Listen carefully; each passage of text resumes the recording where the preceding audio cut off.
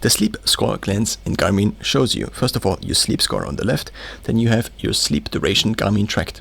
Now, depending on what you input as your sleeping window, it could also be that some things that are still your sleep or your night sleep are actually tracked as naps, so you might have to check the nap section for this.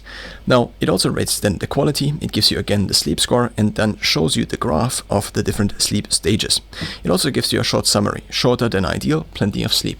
If you press on the info button, you can also view insights. What should be in here? Your sleep was a bit short, but you had good deep sleep.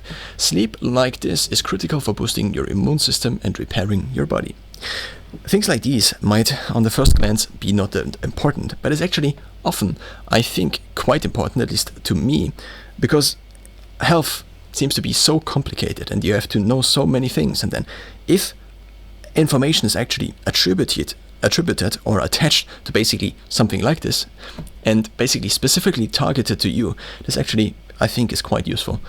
Now, we also have the different sleep stages, which are first awake sleep, basically sleep time you spend awake, which is actually not sleep. Then we have light sleep, REM sleep, as well as deep sleep.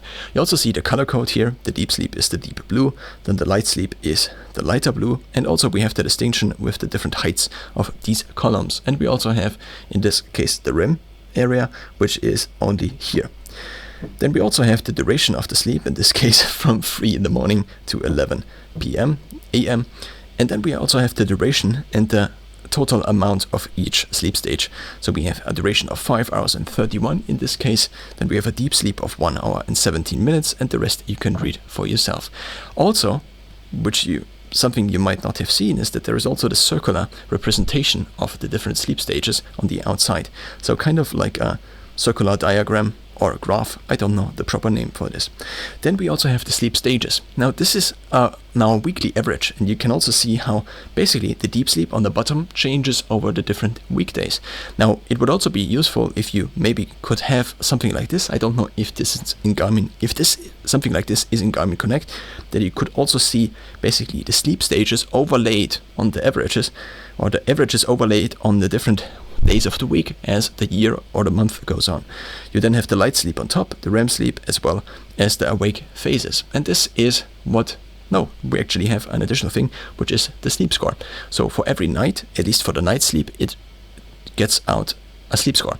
If you then additionally track naps during the day, this does not show up in the sleep score. So the sleep score is only the big chunk of sleep you track or happen to track during night sleep.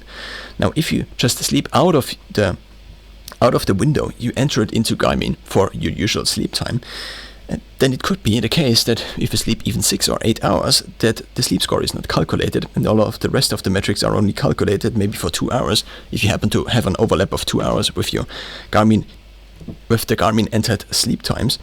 But instead, it is all tracked as naps.